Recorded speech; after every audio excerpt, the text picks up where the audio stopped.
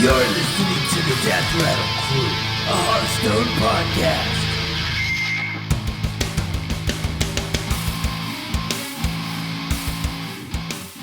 DRC, ladies and gentlemen, welcome to the Death Rattle Crew, a Hearthstone podcast. This is episode 33. I am one of your hosts, Mike Tech2Hearn, joined by Mr. Matt Mushu Hill. Hello, sir. Good morning, sir. And Bradford Lee, hello. And good evening. Ah, yes. Time zones represented all around here. Don't forget you can follow us on YouTube or Twitter. Just search the handle Death Rattle Crew. Subscribe if you're not already. Come on. Or write into us at mail@deathrattlecrew.com. And our website, of course, is www.deathrattlecrew.com. We have a couple emails, but one of them is asking for Avery specifically. So we're not going to read that one. We're going to get to it.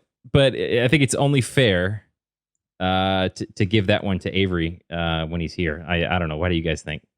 I think, is it the one where they want a signed picture of Avery? Yes. Okay, good. Yeah, no, we'll leave that one for Avery. That one. That's a perfect question. Can I have a topless signed picture of Avery? And will you send it to me? What if we just send him toplessly? Right. Oh, man. Skip the picture. I want one of those. I'd frame it and everything. Yeah, DRC will go one better and send you You know what? Avery. Maybe so for the month of September, we'll give away a gift card, but also a topless picture of Avery. I'm going to get that from him. I don't know if you've seen many pictures of him, but he's an attractive man. And I would be very happy to own this half topless picture of Avery. Am I able to be in these contests? Yeah. All right, I'm in. In the interest of fairness, I think you should be allowed, Brad. Yeah. It's All right, great. gonna make it. Yeah, gonna make it fair for everybody. Yeah. If Avery won't do it, I'll do it. So if you're in for September, you're going to get a topless picture of someone on the podcast. We think it's going to be Avery, but no promises yet. It might be Matt, it could be Brad, it could be Jeremy. I don't know yet. Maybe we should do one of those. Hard you win. Yeah. Maybe we should do one of those fireman style calendars. There you go, DRC calendar. Yeah. Oh man, I love it. Put a tablet with Hearthstone on the screen over our naughty bits, that sort of thing. Yeah. Perfect. Oh yes, I love it. But on to emails. We did have another one, so we'll just go ahead and bring this up before we get into the meat of the show. Okay. Eric wrote in. He said, "Hey, Death Rattle Crew! A few weeks back, y'all were talking about trolling, which Matt is very good at. Just a shout out to Matt, Mr. Mushu. And I wanted to fill you in on a new way to troll I came across recently. So I'm not sure how I feel about this. I want to hear what you guys think. I was in a game against a guy who was Zerg rushing me down while spamming, I'm sorry, etc. the entire time. Needless to say, by the end of losing the game, I was a tad annoyed. After the game, I added him to my friends list. He accepted. I invited him to spectate the game I was currently in. As soon as he joined, I booted him from spectate and said, oops, sorry, bro, and sent him an invite to come back and spectate my game. As soon as he rejoined, I booted him again. I tried to invite him to spectate a third time, and he responded with, what the fuck, dick, and unfriended me. So I was so pleased. Maybe this will prove useful to someone else as a counter troll. Keep up the great work. Love the show. Eric. So I think my favorite thing is it's like the guy asked to be trolled by continuing to come to like spectate. That's like a thing I can think of.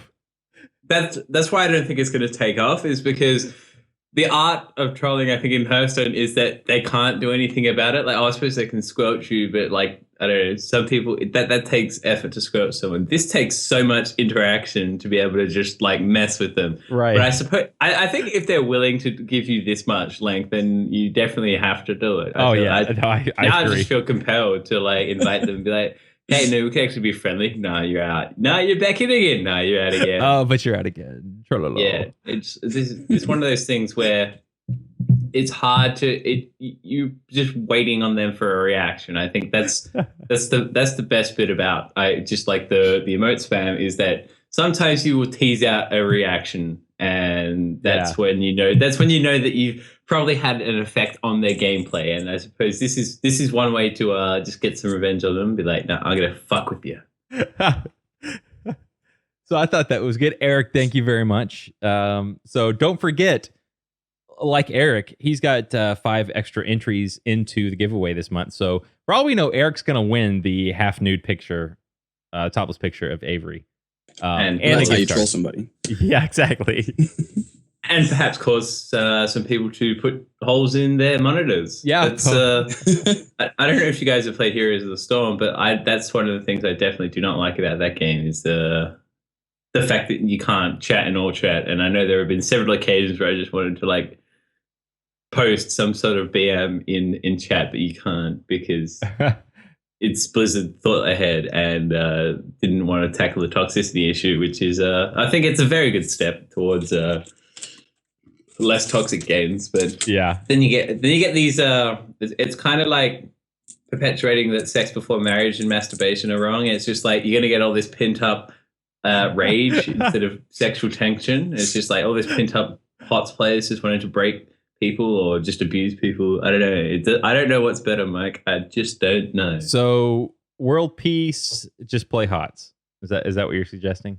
Yeah, just keep it all inside you. All the rage, all the BM. It'll be fine. Nothing bad will happen. Ever. No.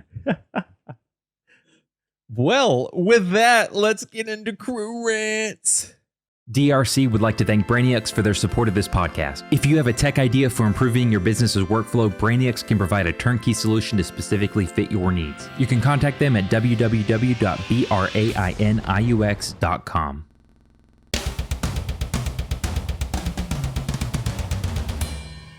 And then we get into it, and I say, welcome back. This is Crew Rants. I'm Tech2, joined by Mushu and Bradford Lee.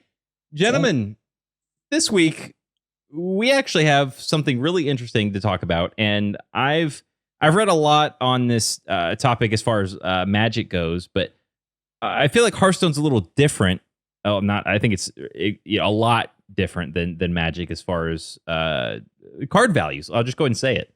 Card values in Hearthstone, how maybe they're rated, some of this will be opinion, but I have listened to some streamers and some of the pro players also talk about this, but we're going to go ahead and tackle this today. So, Brad, I'll just go ahead and give you the floor first and get it started. Yeah, sure thing. So yeah, this is a topic that I've been wanting to discuss for a long time because of one very specific card, Varian Wrynn. Whenever I'm streaming, it seems like, especially since I've been playing Control Warrior more often, that people constantly ask me why I'm not playing Varian Wrynn. And my whole goal for this show is to explain throughout the show why I believe Varian Wrynn should not be played generally. Now, my evaluation could change when new cards come out, because obviously the way that cards interact evolves once new cards come out or different cards that interact with it come out. So the very basis of card evaluation in Hearthstone is, the vanilla test as it's been called in Magic before. It's this idea of understanding the base power and toughness of a creature or a minion. And that minion, so let's say, for instance, we look at a base power and toughness, let's say Chillwind Yeti, a 4-mana base power and toughness, 4 tough or power, 5 defense, right? So it's just a 4/5 for 4, just vanilla 4/5 for 4. And I found that in Hearthstone, when we look at the vanilla test, the base power and toughness that you're looking for is generally a 4/5 for 4, or if we have 3 mana, a 3 mana 3/4 for 3, or if 2 mana, a 2/3 for 2. And you can apply this to pretty much anywhere up or down on the scale of mana. Or the cost of the minion.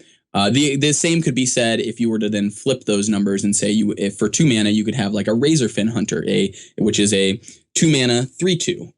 So basically what I'm trying to say there is for 2 mana you should expect to get a distribution of 5 power and toughness. So if you were to add the 2 and the 3 together, you get a 5 power and toughness creature minion for 2 mana. And then when you go up to 3, it becomes 7. So it goes up, it doubles by goes up by odd numbers. So it goes When it's 2 mana, 5 power and toughness. When it's 3 mana, 7 power and toughness, et cetera, as we go along. And so that's the core basis of card evaluation, right? Can we just look at the card and just at its face level, is the card good enough? Yeah, from what you're getting from the card. I think of things that aren't, some great examples of things that don't quite give you enough is, even at 1 mana or you get like something like Target Dummy. It's very low impact, even though it has still 2 toughness. So like it's cards that have both attributes, both power and toughness, and meet that kind of base level of, at 2 mana, we should expect 5 power, a distribution of 5 power and toughness. And at 3 mana, we should expect a distribution of 7, et cetera, et cetera. So if we just kind of push that a little bit to the side now, we can say that's the very basis of it. We can look a little bit further past it, and we have to look at their abilities a little bit from there. So like, for instance, again, Razorfin Hunter, it's just a 2/3. I mean, it's just a plain vanilla 2 mana creature. But then when you add things like Mad Scientist, well, it's only a 2/2 for 2. It only, and so it doesn't quite fit the vanilla test. It doesn't quite pass that vanilla test. I would say it's under the what would be the quota or that you're trying to look for a 2 mana creature, but its ability makes up for it dramatically. So the next thing you obviously have to look at is its power or its ability and how much power that ability gives it. So those are kind of the base things. And I like to look at Murloc Knight for that particular item or that one as well, because it is a 3/4 for 4 mana. So it's, again, doesn't pass the vanilla test, but it's kind of actually very elusive, because really if you look at it as a 6 mana creature, it's effectively a 3/4 for 4 of the mana. And then for 1 mana, you also get a 1/1 Silver Hand Recruit. And then on top of that, you also get a random Murloc. So in the end, if you imagine Murloc Knight as a 6 mana creature, it effectively is spitting out 3 guys, and it's giving you, I would say, at a minimum, a 5/6 worth of value for 4 or 6 mana. So now that's a little bit under the mana curve, but you get the ability every single turn. So it gains, again, and we're looking back at the ability again, and we're saying the ability is really where the strength of that card lies. So those are the basics of card evaluation. But now that we've kind of quickly discussed that, what I really want to discuss is this sort of more advanced theory of card evaluation in Hearthstone. And within this more advanced theory of card evaluation that I've come up with, and that I've been discussing heavily in my stream before, there's 6 how questions that we're basically asking ourselves. And these how questions, they're questions that are basically yes and no questions. And we can answer yes, this card is good, or yes, this card answers the question that we're going to have, or no, this card doesn't answer the question that we're going to have for it. And so I'm going to quickly go through all those questions, but I want you all to know that while we go through these are all weighted. That is to say that some of them are not as important of questions as the other ones. And so we'll start right from the very beginning. Will be what I believe to be the highest weight for me, the one that I believe to be the most important weight in the actual game. So that first one is, the first question is, how good is this card when you are behind? And that is to say that your opponent has a board state. They're ahead, they're advantaged in the game at the time. And so if a card is good when you are behind, that would be the highest weight for me, because that card helps you catch up and get yourself back to a state of parity, or a point where you can then try and catch back up and then take the game and topple the momentum and the tempo back into your favor. So the first question is, how good is this card when you are behind? And then the second question is, and this would be the second one that's weighted in that list, how good is this card in the early game? So that is to say, like turns 1 through 2, or even sometimes up to 3 when you have coin, would be what I consider to be the early game. The third question is, how does this card fare over the entire game? So that's to say that, is the card good in the early game? Is it good in the late game? Does it fit all these different categories that we're going to be discussing? The fourth question that we're going to be asking ourselves is, how good is this card when you are at parity? And parity is basically defined as this point in the game when neither opponent or yourself is advantaged. You're in a state where both of you are battling for position in the game, and neither of you necessarily is heavily advantaged or heavily disadvantaged. You're just kind of in between, and the tempo is neutral. And then we have to ask that next question of, is this card good in the late game, which would be our fifth question. It's a little bit less weighted, or it's a little bit lower on the weighted scale here because, you can't use the card in the early game. It doesn't have an impact in the game until much later in the game. So it's not quite as important generally. And then the last question is, how good is this card when you are ahead? And that would hold the lowest weight because, again, when you're ahead, the cards become this sort of thing where instead of winning you the game, they're winning you the game more.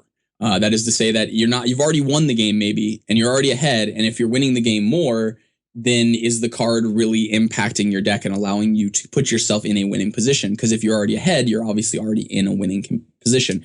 The example that we were talking about earlier was before the show was competitive spirit is a great example. Some people have trimmed that down to 1 in their mysterious challenger decks because its impact is very, very strong when you're ahead, and it can just steamroll over somebody. But do you really need to play it when you can't really play it when you're behind, and it doesn't really have much of an impact because somebody can just leave you with a 1/1 Silverhand recruit on the board, and your competitive spirit is just effectively a 1-mana card that gives a creature +1 or a minion +1/+1 at that point. And at that point, it's even a delayed +1/+1. You don't get it immediately.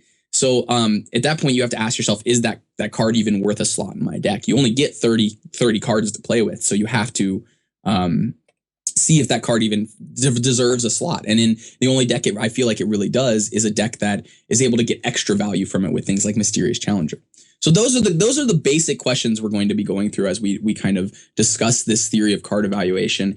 And so I'm gonna first ask you guys what you think of a couple cards and how powerful they are and just general, and we can kind of run them through this test that we have, these questions that we have.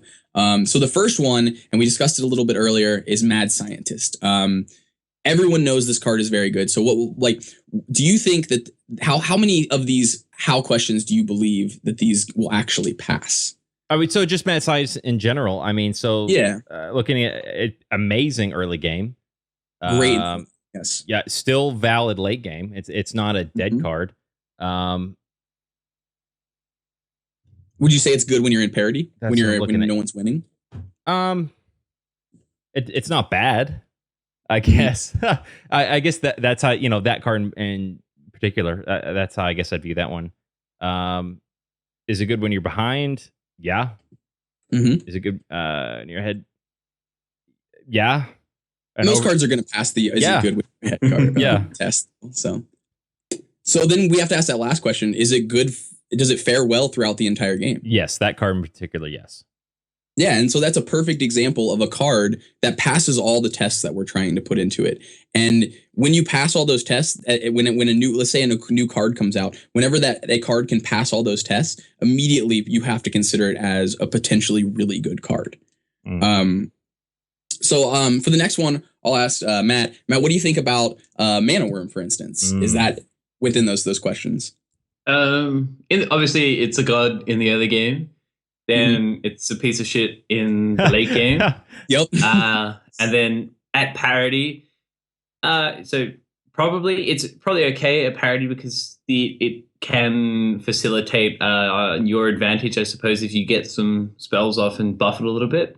Sure. When you're behind, it's not that great, but it's still the same sort of thing as a parity in that you have a chance to buff it with spells that are with a swing card like Flame Strike, which we'll talk about in a bit. But and when you're ahead, it's sort of can be one of those situation where it's just a win more card because there's another body. So I think it's not too bad when you're ahead because you can just play it, and then presumably if you're far enough ahead, you're just going to have more spells just to throw into the opponent, which is going to make it better. And then so this card over the entire game sort of it definitely drops off. Like the earlier the better, and the later it just sort of just fizzles a bit. So, yeah. So I would say when we talk about that card in general, it's a little bit worse than Mad Scientist within those questions. Sure. But so that's why we're only really seeing it in maybe more of an aggressive deck, because as we see it definitely passes that early game test. It definitely passes the parity. Well, it's okay in the parity test, and it's a good when it's ahead, and it's okay when you're behind. And so but it really where it shines is that early game. And that's why we're seeing it more in aggressive decks. And obviously as a 1-drop, this makes sense. And these are, I mean, obviously these two make a lot of sense from a standpoint of where it's good. But now I'm going to jump to probably my favorite card one of my favorite cards in Arena, and that's Mind Control Tech. And again, as I was talking about the weighting, I'm going to ask you both, where do you think it fits the best? Like, what of these categories of these how questions, these 6 how questions, do you think it fits in the best?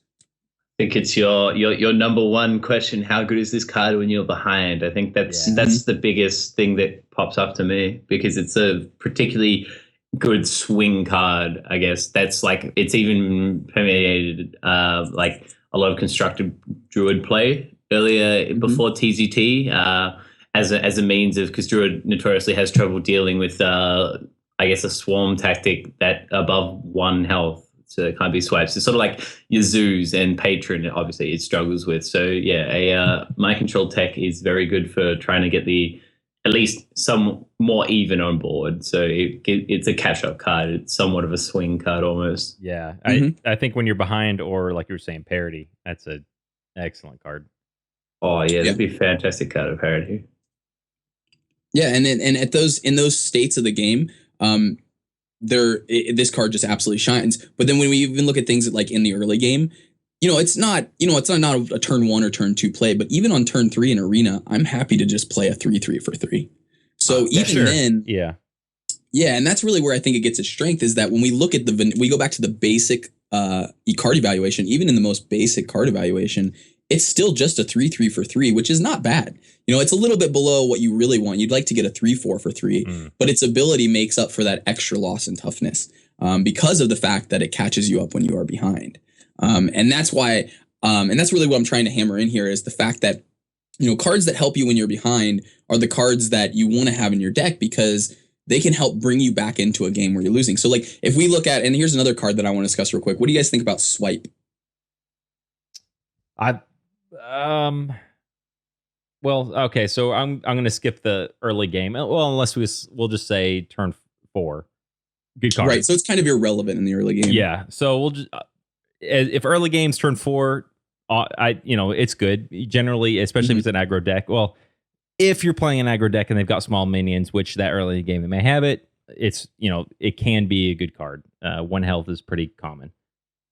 Late game, it can make things happen. Parity, I mean, that can do a lot, especially against Paladin, clear the board. Behind, it's definitely a comeback card. When you're ahead, it could be 4 damage to face. And so I think it answers all the how questions. It's a very consistent card. Yeah. And I think one of the most important factors with that is the fact that, like, just like a charge minion, it has immediate impact. It because of, again, when you're behind, it's that same question of, when you're behind, how does it catch you up that immediate turn? And well, the reason is because it's a piece of removal. It catches you up in the game. It doesn't necessarily put you ahead, but it does catch you up. Is there any other cards that you guys can think of you want to discuss there? Let's see.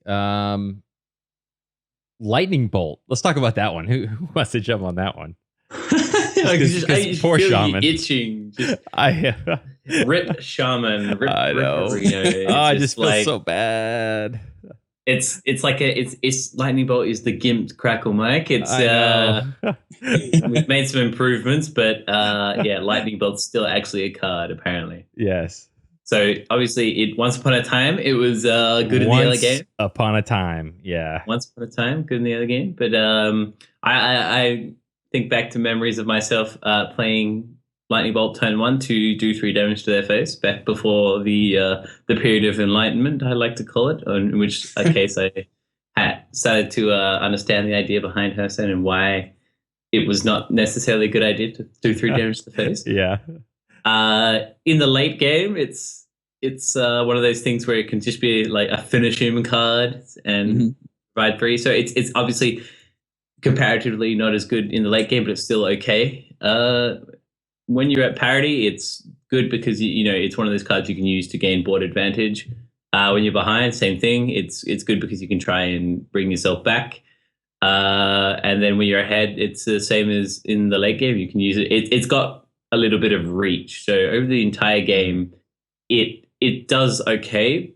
It's definitely feels like more of an arena card now because their Crackle, I think, is just inherently better because of the chance to do like significantly more damage for one more mana. Roll the high road. But if in a vanilla light, if we look at it relative to the time when it came out, did pretty well with all these questions. It was a very, very much a staple. But now I think just with new cards and better cards, it just has fallen off. So relatively, it's takes on like somewhat worse of an evaluation based on these questions, just because of the game state at the moment. So it was a victim of power creep.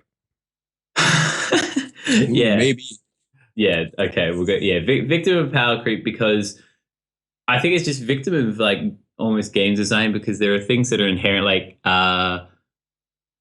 Rockbiter weapon is just inherently better because sure, there are just so many better applications. Obviously, you do lose some fringe situations, like when there's a taunt and you can just zap the non-taunt that you want to kill. Like that's one of the fringe situations where Lightning Bolt is somewhat better, but I think Rockbiter is better in many more situations in that you can buff up a minion and use it, or you can obviously buff your face, which is the current application. But yeah, I think just being able to have that flex slot is worth not being able to snipe at something next to a taunt, and that's why I think Rockbiter is inherently better. Additionally, Rockbiter doesn't have overload, which is huge. Yeah, I knew that was something else. I was like, there's another reason why this is okay, but yeah, no, you're 100% right. Overload, you dodge the overload, and I think one of the things that you get used to, obviously, by playing more Hearthstone, is taking face damage, and it's three taking damage to the face is just fine, particularly now that we have more Shaman healing cards. So we're laughing, and that's why Rockbiter is better than Lightning Bolt, and I think it's one of those cards that just doesn't pass these how questions relative to everything else. Like if you look at it just in the space of just Lightning Bolt as a core card, it's okay. But when you factor in the relative cards of Rockbiter and Crackle, it's just sort of like, well, you know what? This is actually kind of bad. So. Yeah, I think it's interesting too, because I feel like that card, it's okay when you're behind, right? Like it can catch you up because it can, as you said, it can get past those taunt creatures sometimes. But in the early game, again, with Rockbiter weapon, I can cast it on turn 1 if I need to answer something. But if I Lightning Bolt on turn 1, I've basically eaten my next turn because of the overload. So it kind of passes that early game test. Like it's good in the early game, but is it great in the early game? I really don't feel like it's great in the early game even. It's great in the early game because if you Lightning Bolt on something on turn 1, you can then Lightning Bolt something else on turn 2, and then you're all good. That's always my plan. Nice. You just lava shock the next turn and be like, oh, I got all my mana back. it's just make sure I have a follow-up Lightning Bolt, or be prepared to wait until turn 3 with a lava shot. No. Yeah, lava shot. That's the one. Got him. Got him, boys. What else do we have? What do you guys think about? Well, we mentioned it for a minute. What do you guys think about Flame Strike? Yeah. Amazing in the other game. Yeah. Got him. But great in the. It's not nearly as good in the late game as it is in sort of like the mid game. So it definitely tapers off the later the game gets. When you're at parity, it is the parity card, and it's like just I want this board back. And then same thing when you're behind, it's like I want you to have 0 board as well. Kill all the patrons. And when you're ahead, it's one of those things that helps you stay ahead because they play a couple of creatures and you just blow them away. And so over the entire game, it fares pretty well, I would say. But there are some situations where doing 4 damage once isn't going to save you. Like if there's a few Death Rattle minions or something where you're going into turn 7 and all you can do is clear their Death Rattle minions and spawn some 1/1 creepers or like a 4/4 Nerubian or something against Zoo, for example. Those are the situations where it sort of like falls back a little bit, but it still definitely passes the 5 questions, the theory, I would think. Yeah, I think so as well. But what's interesting about that card to me the most is that, you know, as we said, it's not it's not good in the early game, right? It's not going to do anything in the early. It's kind of, it's not applicable in turns 1, 2, and 3. You know, it doesn't do anything there. Or 4, 5, or 6. Or 4, 5, 6, exactly. Unless you're holding coin, and then that's even like a very niche situation by turn 6 to even have the coin still. Half the time you might have this option to do on turn 6. Yeah. But in the as you said, in the late game, it's okay. It can just clear the board and really catch you up. And so that's really where its strength is, because when you're behind, sometimes it can just catch you up exactly like so much. But what's interesting about it is I weight that being behind, the catching you up point, like it can catch you. How good is the card when you are behind? As so high. But what's interesting about this card is because it costs 7. Sometimes if you're behind and you just go Flame Strike, they're like, okay, rebuild, new board state. And so even then, sometimes it won't even catch you up all the way, which is really interesting about that card, because even though you got your 3-for-1 and you've created so much potential card advantage, you've cleared the board, kind of stabilized yourself a bit, sometimes that's not even enough, because they're just like, okay, now I have 9 mana, here's 3 new dudes. And then they're just ahead on the board and you're behind again. And so now you need to Flame Strike again. So it's interesting because it feels like it's really good when you're behind, and it is. But sometimes it's not even enough when you're behind, which is why I think that in constructed play, you don't see a lot of Flame Strikes. You see them sometimes in just like Tempo Mage decks. Now, granted, it is a class card specifically rather than a card that everybody has availability to. And that's obviously one of the reasons why you don't see it very often. But even in some of the mage decks, like the more aggro mech mages or Tempo Mages builds, won't even want it at all. Maybe they'll run 1 sometimes, just because it's nice to have a mechanic that allows you to catch up when you're behind. Yeah. So that's kind of the basis of this how questions that we're kind of discussing here. And so with the new TGT cards, the major one that I was talking about before was Varian Wrenn. And I want to discuss why I think, as we go through this discussion, why I personally believe that Varian Wrenn is not a very good card. Now, granted, when I say not a very good card, I don't mean that it's not powerful. I don't mean that it doesn't do something amazing, and I don't mean that it's not fun. And I would totally play it because it's super fun to play with, because it's super swingy and it's incredibly powerful. But when we go through this how questions, we kind of have to ask ourselves first. Well, first off, it gives you some RNG, right? So the first one is, how good is this card when you are behind? Well, first and foremost, if you're behind on turn 10. You probably want to be doing something like a Flame Strike that immediately catches you up in the game, rather than something like Varian Wrenn, which will spend your entire turn maybe catching you up. Because you better hope that you hit a Sludge Belcher, or maybe a Sinjin Shield Master, or I'm trying to think what else would be really good. Maybe like a Chill Maul or something. But you want something. Yeah, you want to hopefully hit anything as quickly as possible. But even then, say you just hit a bunch of random minions. If you're playing against a really aggro deck, sometimes if you just spend your whole turn 10 just going, here's a 10 drop, or here's my 10 mana minion, and let's hope to hit something good. If you don't hit anything, or if you only hit some random, like maybe you hit a Piloted Shredder and a couple other really good value creatures, maybe like an Azure Drake or something, and they just sit on the board, the aggro player then gets to spend their next entire turn just going towards your face. And as the deck that would be wanting to play something like Varian Wrenn, you're going to be a slower deck. And even when you play a Varian Wrenn, a lot of times you're only getting 15 at the most damage the next turn. And so it's still going to be kind of hard for maybe a Control Warrior list to finish off your opponent the next turn. So then you have to try and chip away their board. And at that point, they might just be like, okay, I'm going to unload my entire hand and cover the board with things. And if you have a Brawl, yeah, sure, maybe you'll win the game. But even your Varian Wrenn may not have caught you up at that point. In some circumstances, and I know this sounds weird, but I would almost feel like when I'm behind on turn 10, I'd rather have a North Sea Kraken because it has an immediate 4 damage and kills something. Which is crazy to say, because no one expects a North Sea Kraken to be fitting into like a Control Warrior list. No one expects it. Yeah, not at all. But when I look at Varian Wrenn, I kind of think of it almost as a North Sea Kraken that says basically, instead of doing 4 damage, you get another minion, maybe something with taunt, so maybe it does 4 damage to their next minion that has to attack into yours, and draw a card or 2. So it's weird, because I feel like when you're behind, I would rather have a common rather than this legendary, very powerful card. So that's the first question. Next question is in the early game. Like, is it good in the early game? Well, that's not applicable at all. It doesn't do anything until turn 10. And it just feels miserable to have it in your opening hand sometimes, especially against an aggro deck. I would never want Varian Rin in my opener against Face Hunter. Like, ever. it would just feel so miserable to have that stuck in your hand. And then we move into when you're at parity. When you're at parity, yeah, it can be very good because it puts you ahead at that point. It definitely puts you ahead. And so I think it passes the parity test quite well. And then when we go to the next one, is it good in the late game? Well, yes, it is good in the late game for sure, because it has a huge impact on the game when it comes in. The turn after it comes in, it really impacts the game though. So it can in the late game really put you ahead.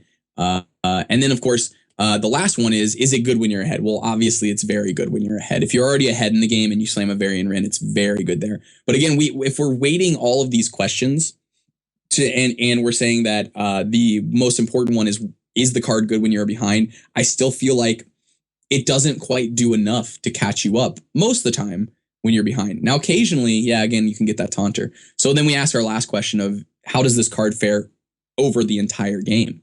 And since it has no impact in the early game, it's decent when you're in parity, it's good when you're ahead, and it's okay when you're behind. It kind of passes some of the tests, but it definitely doesn't pass the early game one. And I think that's the reason why when I look at that card, I say, well, I would much rather be playing something else in that slot.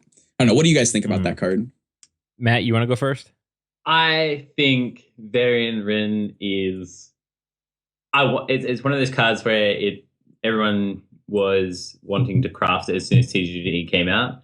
But then upon playtesting, everyone had the shock horror of, holy crap, it's not as good as we thought it was, which is kind of sad if you spend 1,600 dust on it. Yeah. That's why I fancy myself a genius by not spending any dust until this period of time. I think I crafted a Mysterious Challenger.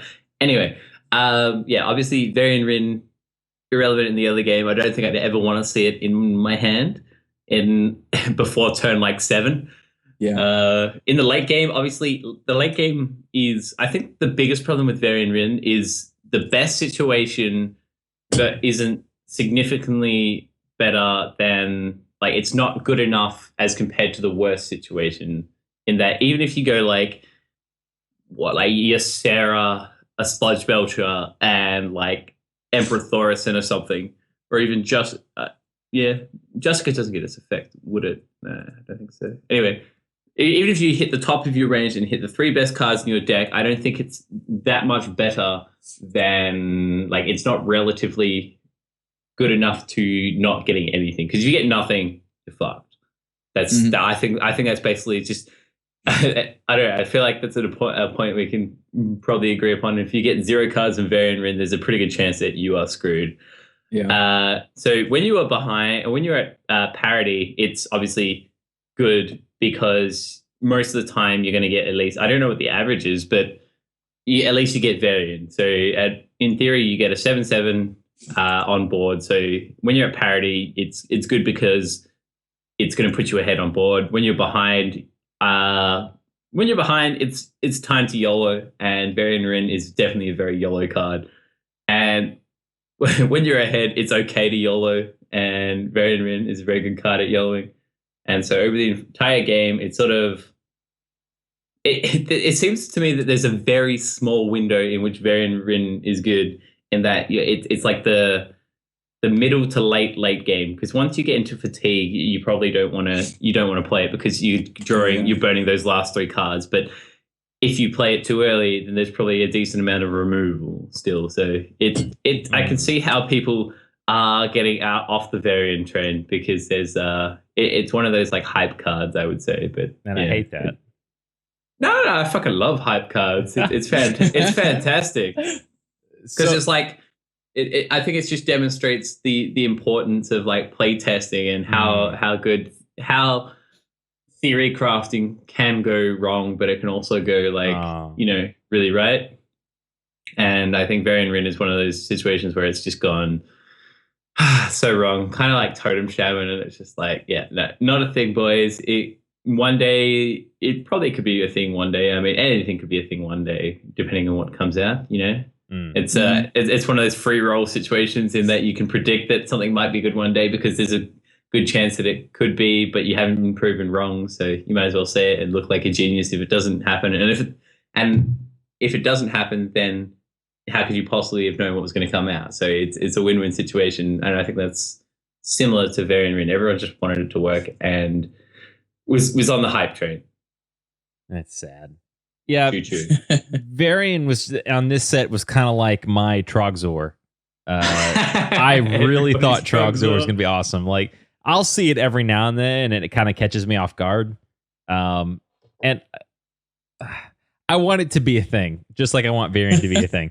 But I think it just depends on the meta or a specific deck. Like Taunt Warrior, I haven't seen one yet. I think it would be amazing in a Taunt Warrior deck. Sure. But I don't know. Like every time I've seen it played, they drop cards that have Battlecry effects, and it's like, well, rip. I think I was telling you before we started recording. Last time I played it, or a person played it against me. It dropped Ysera, Shield Maiden, and a Cruel Taskmaster. So, and this is a full control warrior. So yeah, I mean they got an 8/8, a 5/5, and a 2/2 on the board for free. But in a control warrior, in this one in particular, which I think is like a standard control warrior, you kind of need those as tools. The Alcatraz is there to lower your opponent's health, so you can slam him in the face with Mr. Grommy. Shield Main's there for removal / health, and of course, Cruel Taskmaster's removal activator. Those are tools there. So I don't like it right now in the meta warriors that are out there right now. So I guess Patron or Control Warrior. But if we see a new deck come from Warrior, I think it can work. I think the card's fun. I like the idea of it. I just don't, it's one of those things like this card would be amazing in another deck kind of thing, or another class. What class do you think would be amazing in? Paladin, Hunter. I think Druid it would be really powerful in. Yeah, well, Warrior boys, Giants Warriors. Put all 6 Giants in, play it, win the game. That's right. Profit. That's the plan. All right. I want to see it. You heard it here first. DRC confirmed. You play like Justice True Heart, and then that'll get your Frost Giants in there. Free. So if you don't draw Varian and hit 3 Giants, then you can maybe play your Frozen Giant for free, and then you're that low. The Molten Giants are already free, and I don't know, Mountain Giants. We'll hope we hit those with Varian. That's the plan: is to hit the Mountain Giants with Varian, and the other 2 Giants will be free. That's what do you mean the plan? That's the tech of that deck. That's the plan. Indeed. That's how it works. You hit the nail on the head, young Tech 2. Like, I don't like the card right now. I don't think it anytime you're committing 10 mana, there needs to be a guarantee involved. Like, sure. For example, my controller, you're guaranteed to take that creature. It's not like, all right, flip me, and if you win the flip, you can have my creature. But that's even Deathwing. I mean, it's a guaranteed board wipe.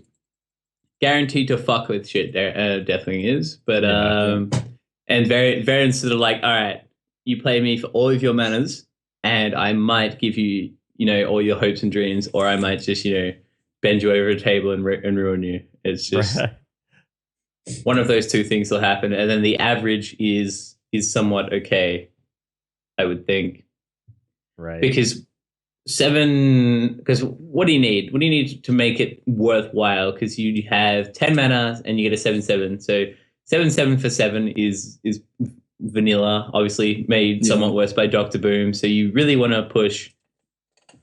I feel like if you get a Shield Maiden out, or like a body equivalent, maybe a Sludge Belcher, if you hit 1, you sort of come out ahead in mana. Oh, Sludge Belcher, definitely. Yeah, no, actually, no. This variant is taken on a little bit more value in my mind now because it's just because how much value do you have to get out of variant to make it worthwhile? And then, like, I think the problem is finding out how much you need to break even to get that 10 mana worth of stats, which is so Deathwing is 10 mana 12/12, blow everybody out.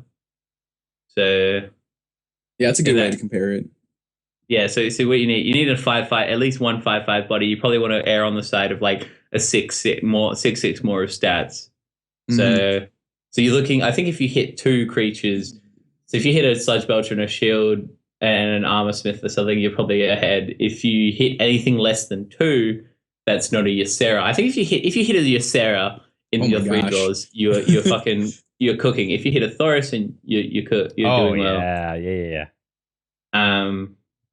But yeah, and then even if you hit some of your little minions, if you hit like an Armored Smith, a Cruel Taskmaster, and I don't know, if you hit those two, you're a little bit behind, but you're not that far behind. I think the worst case scenario is you whiff. Well, obviously the worst case scenario is if you whiff and you just get. I think at that point you can just turn in your badge because you're suspended without pay. You're done with this game of Hearthstone. It's just. Yeah, that's just not good at that point. Yeah, I think that's why people are hesitant to play it because for 10 mana you want a guarantee of you're going to get one creature or you're going to lose your entire hand but destroy their board sort of thing. Varian Rin lures you in with his good looks and dual wielding swords. I just feel like it's so much RNG that's late in the game. Like if I'm going to play a deck that's so reliant on RNG, not even that late, Patron Warrior is just better. Or Freeze Mage. Like, is it? Yeah. I mean, Freeze Mage is a little bit RNG, but the longer the game goes, the better that your odds of winning are. And I definitely don't want to spend 25 minutes playing a Control Warrior deck and then just right trade a random Jesus at that point. Right. Yeah, exactly. This is, the longer the game goes, you're not guaranteed a better chance of winning necessarily. Mm-hmm. I would say as a Control Warrior you probably are, but yeah. As a Control Warrior, if the game goes on a significant amount of time, when you have that is true. Heart and you're getting 4 armor, it's probably being tipped in your favor slightly against that poor face Hondo who is now out of cards and is just hero powering you for half the amount of armor you're gaining each turn, and he's just like thinking about committing honorable Sudoku. This sounds like something that you did to some poor soul this week, Matt. No. Yeah. This is the thing these are the kinds of things I dream about, where I'm playing against a face hunter, and in the ultimate BM is, even though I know I have lethal on board, I just armor up and pass because there's nothing he can do about it, and it's just it's in a situation where it's going to take a long time. He could just concede, or hope that I get a DC or something, but either way, it's taking him a long time to lose the game, whereas taking a long time to win the game is fine because you're going to win the game. It's a star's a star. Losing a star, however, because you can choose when you lose the star, if you can just concede or you can just suffer through the pain. It's you're losing time, whereas winning time is fine. It doesn't matter. Okay. So it's all about causing as much pain as possible, Mike. Okay. I can definitely say I've done that multiple times this week already. I've been playing the heck out of Control Warrior and just doing that to all the face hunters. You sick motherfucker. It's just great. It's beautiful. That's when you've arrived in terms of BM, when you just are enjoying this sort of thing. You're just enjoying the pain and discomfort that they're probably feeling. Welcome to the dark side. I feel like I've chosen wisely because my girlfriend likes to BM as well, and it's just like good. It's such a great game to BM in because it's so you have to be so tactful in Hearthstone how you BM. Well, you don't really. You can just spam hello, but tactful, Mike. Tactful. Yeah, that's the true type of BM. Tactful. I don't BM. That's it. That's all I got to say. You don't BM? I'm a nice guy. I don't. I like to consider myself a nice guy. You're not a nice guy. You're a great guy. You think you're a nice guy?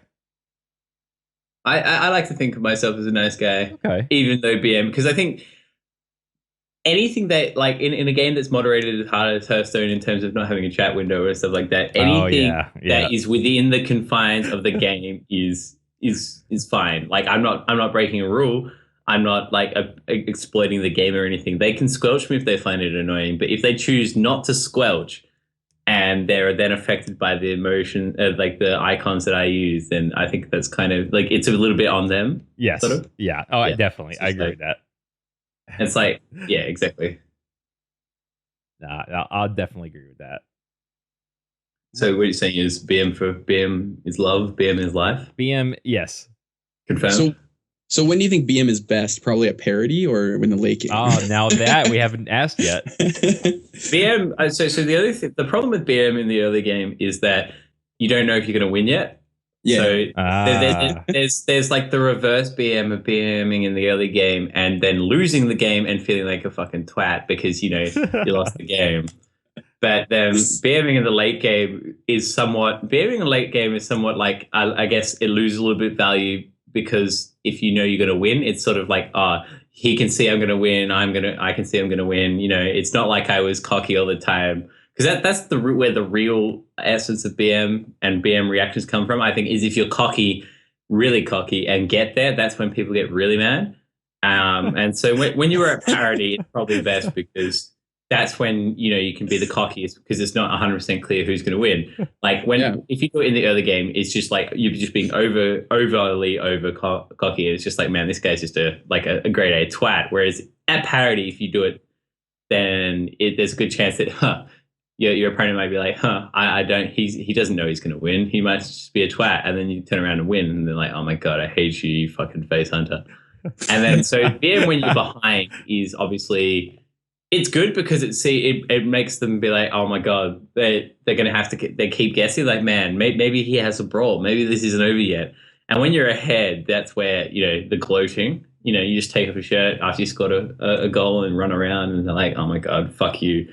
And so over the entire game, I feel like BM fares pretty damn well. I mean, early game is just, greetings, hello, hello. And then by the time you press the fourth or fifth hello, that's when you know something might be up. But so BM over the entire game. Yeah. The theory of card evaluation and BM. I think all it's wrapped up in one. Yeah, it's important getting in your opponent's head. I think that's a valid argument. Come on. Yeah, I actually think putting people on tilt is Oh yeah, definitely in your favor. Oh yeah. Oh yeah. And particularly when you get to the point where you enjoy it a little bit, that's when that's when business and pleasure sort of overlap, and you're just like. Now I'll admit I've won games by bluffing a BM, saying like "well played" and going started picking up cards when it was my turn. We're both down. I don't have lethal, but I pretend that I do, and they concede. I remember being an article on the front page of the Hearthstone Reddit being like, don't have lethal, then bluff. And it's just like, these bluff windows, best time to bluff, best time to hover over your opponent and just, see if you can get them to concede. It's just, it's one of those interesting things. I wonder if you could, if that's a stat that Blizzard could calculate as to how many times people were bluffed, the correlation between. I don't even know if they would track that, like your mouse movements over the entire period of the game. It's like and correlate that with opponent concedes. Oh my god, that would be. These are one of those things that you can dream about because you'll never see the Blizzard stats and they'll never release them. Yeah. Because why would Blizzard ever release the stats? There's no incentive for them to release stats. Yeah, I think that's something you guys talked about last time. Was Blizzard and stats, and why we're never going to see them, which is true. We're never going to see them. So sad. Yeah, we really won't. I think there was no downside to see like the stats they've shown is the distribution of the ranked players and the rate in the ratings, the total amount of people playing are two of the stats we've seen, and then you get that little tidbit stat at the end of each month saying, which is a derivative of the distribution they showed for the rank players of you finish, rank 3, you're in the top point something percent. I mean, that's as much as we're going to get because the rest of it is just like there's reasons like I guess it's proprietary in that they want to keep it all because it affects the future development of the game, I would think. Mm-hmm. But it's definitely a wet dream of mine to get into the Team 5's office and have a look at their internal. Oh, yeah. computers. Like, oh my god, just look at, like, I think my favorite stats was looking at when you play this card, what are the percentage chance that you win? Like with like Zombie Chow and Undertaker, and that was Trogzor. Yeah, Trogzor. Yeah. Yeah. When you play Trogzor, you're like lose 10% on winning a game. It's just sort of counterintuitive, but at least you played Trogzor. That's right. It's just like when you play ETC, you go up by like 80% because the only time you'd ever play ETC is when you're that far ahead. Yeah. Good times, ETC. Got it. Can I tell a quick story about that? Oh yeah, sure about can. that. Okay, so the I was playing Face Hunter and we were talking about it. You were saying like how you can use BM for tactical reasons. Oh yeah. And my opponent had a knife juggler on one side of the board. He's at 6, and I have a Leroy Jenkins in hand, and I know that he's gonna get the 2/1/1s, and I can lose to the 2/1/1s off of a knife juggle.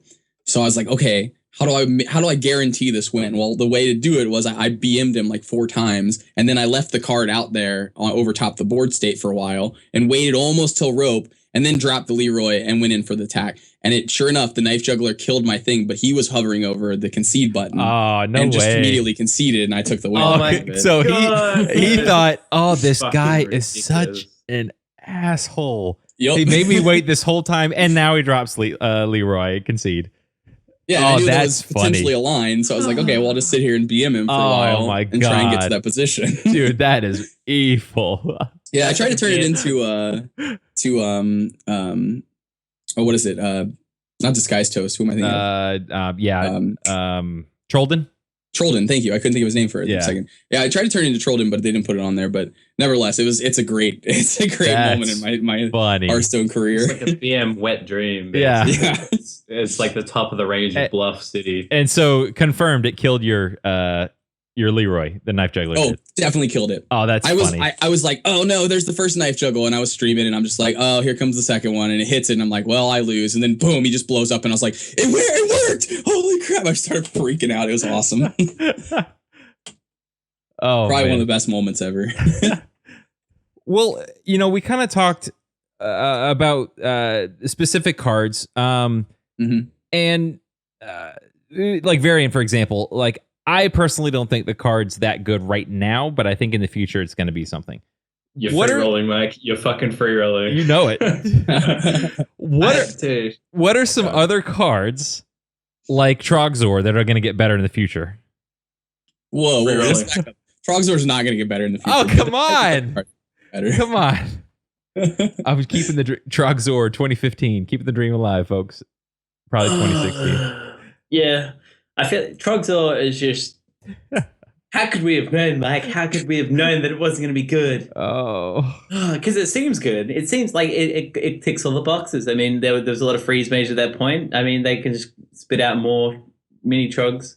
Yeah. So you want something that is going to turn the tide. in Here's the future. thing. I'm really salty that I spent the money to craft. That was the first legendary I crafted in that set, and it kind of flopped. So it's really just me being salty. All right, so cards that are underrated now, but Yes. due to some unforeseen balance change or set release that will inherently get good. Yes. So free rolling 2015. That's right. Is what you want to do. Yes. What do we think? Like dragons we thought were going to be a thing, ended up not being a thing. Now they're kind of a thing. Now they're kind of a thing. Because more dragons, better things. Yes. I think that one of the interesting things is like apparently the Dragon Consort at one stage was considered was going to be a neutral, but then they sort of figured out like the Alex Strauser charge thing, and that would be GG if Dragon Consort was a neutral, and so that I think that partly feeds into why dragons weren't really that good. I mean, I think in the Ben Brood interview on the Angry Chicken, they talked about I think that was when they talked about it, or maybe before. Anyway, they said that Ben said that they thought dragons were going to be a thing, but maybe people just didn't figure it out. But yeah, but on to things that we think might eventually be good. I think Bash might eventually be good. That's what I think. You don't think it's a thing now? Playing that. Oh yeah, I'm playing it right Yeah. now to High Legend right now. I have not been bashed yet. I've bashed the heck out of people. I love that card. I agree with you. I think that card will get better with time as well. Okay. It's so cancerous doing this. It's just like, all right, what else? Well, What the do you ones that We don't have to go through all of them. potentially get better. If we get more, I don't think it'll be good now, but once we get more cards, is Shadow Bomber and Spawn of Shadows. I think that can potentially fit into an aggro shell. I didn't even think about that. Yeah, because there's most of the tools are there already to create a priest build potentially. Yeah. But right now it's just not consistent, and it needs a little bit more. A couple more utility cards. Yeah. Yeah. Well played. Yeah.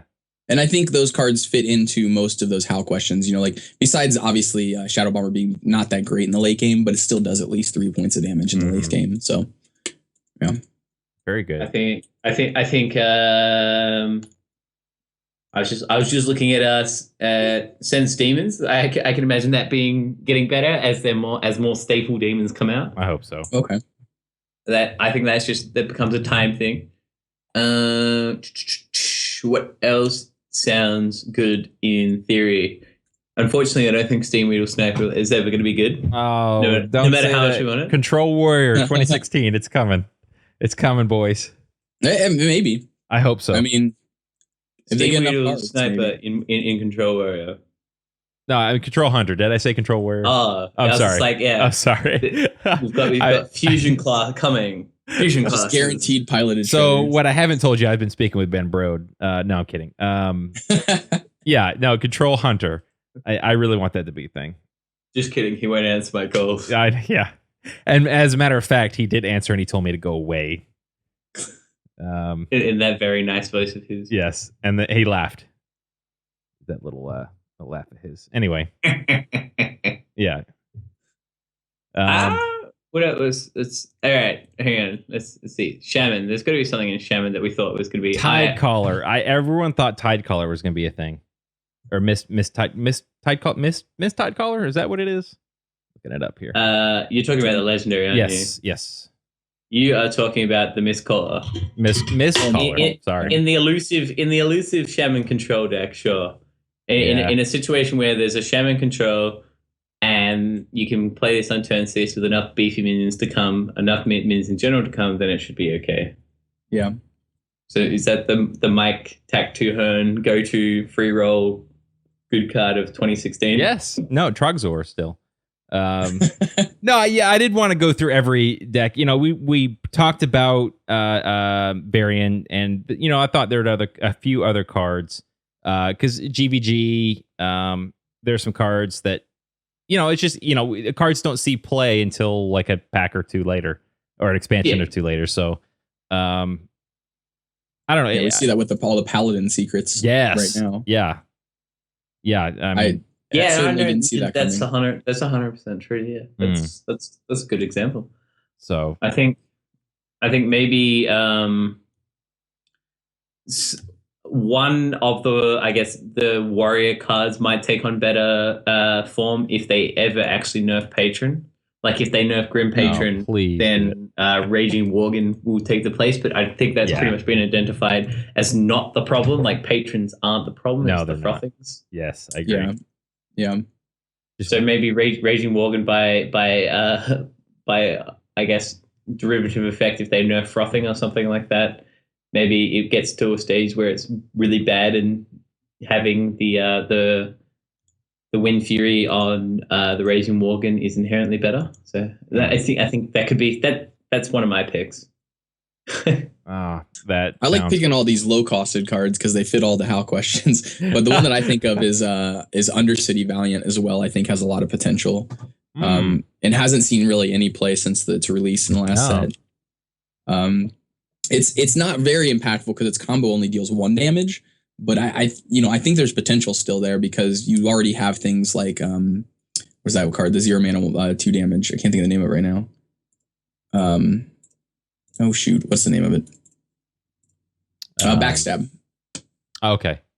Yeah, because it can combine with backstab really well while also developing a board. So it has a lot of good potential. One damage just feels like such like a for lack of a better word, just like a limp dick amount of damage, just a bad really amount is. of damage. Yeah. It's just so limp. It's just like that was unimpressive as fuck. I think it sorry. only fits in like an aggressive shell though. I'm sorry. I'll try harder next time. I feel like if it was 1 mana, like combo 1 mana, like a 2/1 or a 1/2 or something, it could be like a little bit better, because then it's still got that synergy with backstab. But I suppose there's not too much you actually do backstabbing on turn 1. At 1 mana too, it gets a lot better just because it helps other combos as well. Yeah, exactly. Because even when you don't want it, you can just be like, all right, just put this down just to cause other combos. But this falls in the category of something like, if we change this card to a way that looks more favorable, maybe it gets better. I mean, yeah. But I think the fact that it obviously passed the vanilla test, I can envision a circumstance in which it gets it's okay. Backstab. You can backstab and then Undercity Valiant and Mana Worm. I mean, you're winning. Game over for the mage, and that. At that point, Mana Worm loses some of that early game potential because it's dead. Yeah. Another card that I really think of are both the Lightbane and Darkbane.